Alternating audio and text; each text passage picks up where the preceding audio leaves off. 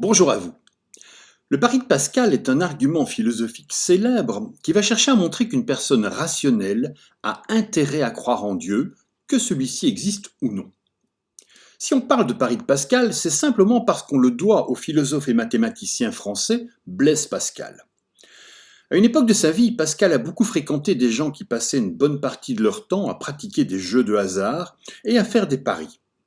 Et c'est sans doute ça qui va lui donner l'idée de transposer l'idée d'un pari, l'idée d'un calcul d'intérêt dans le domaine religieux et plus précisément sur le terrain de l'existence de Dieu. Et plutôt que d'essayer de prouver l'existence de Dieu, comme par exemple son contemporain René Descartes, Pascal va tenter de nous faire comprendre que nous avons intérêt à croire en Dieu. Par rapport à l'existence de Dieu, Pascal va considérer que je suis face à deux possibilités. Soit j'y crois, soit je n'y crois pas. Il considère donc que je n'ai pas d'autre choix possible que de croire ou de ne pas croire à l'existence de Dieu. Autrement dit, il ne laisse aucune place ici pour le doute, pour l'agnosticisme.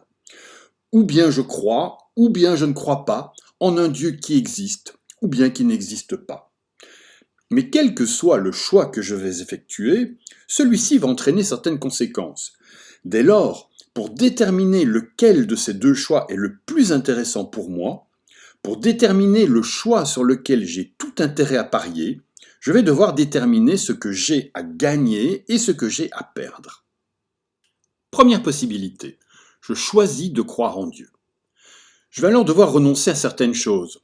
Par exemple, en tant que chrétien, je vais devoir renoncer au plaisir sexuel en dehors des liens du mariage et en dehors d'une visée procréatrice.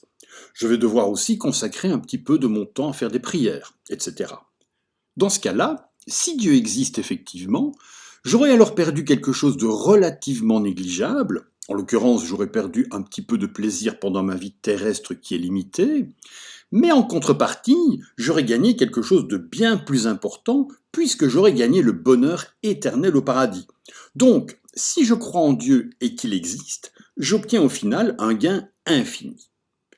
Par contre, si Dieu n'existe pas, j'aurais toujours perdu quelque chose de relativement négligeable, et je n'aurais rien gagné du tout puisque je retournerai de toute façon au néant après ma mort.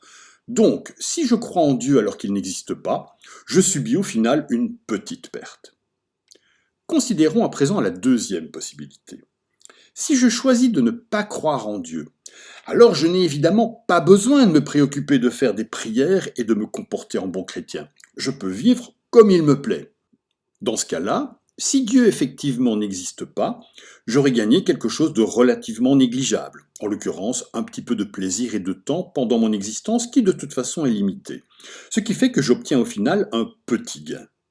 Par contre, si Dieu existe réellement, je n'aurai évidemment pas droit au paradis et il est probable que je brûlerai en enfer pour l'éternité. Je subis donc au final une perte infinie. Mathématiquement, une perte ou un gain fini, limité, c'est négligeable par rapport à une perte ou un gain infini. En résumé, si je crois en Dieu et qu'il existe, je gagne absolument tout. Si j'y crois mais qu'il n'existe pas, je ne perds presque rien. Autrement dit, que Dieu existe ou qu'il n'existe pas, autant croire en lui pour être sûr de gagner ma place au paradis, si jamais paradis il y a. J'ai donc tout intérêt à parier sur le fait que Dieu existe. Comme l'écrit en substance Pascal, pesons le gain et la perte en supposant que Dieu existe. Si nous gagnons tout. Si nous perdons, nous ne perdons rien. Parions donc sans hésiter sur le fait qu'il existe. Ce raisonnement logique et mathématique, qui est censé encourager les sceptiques et les agnostiques à croire en Dieu et en l'immortalité de l'âme, va pourtant à l'encontre d'une des devises préférées de ma vieille maman, l'idée commune selon laquelle un tien vaut mieux que deux tu l'auras. Puisqu'on met ici dans la balance des pertes réelles et concrètes, en l'occurrence une vie terrestre de plaisir à laquelle on renonce partiellement, et des gains tout à fait hypothétiques, une vie éternelle au paradis. Même s'il est très discutable, le pari de Pascal reste néanmoins un des plus célèbres arguments de l'histoire de la philosophie occidentale.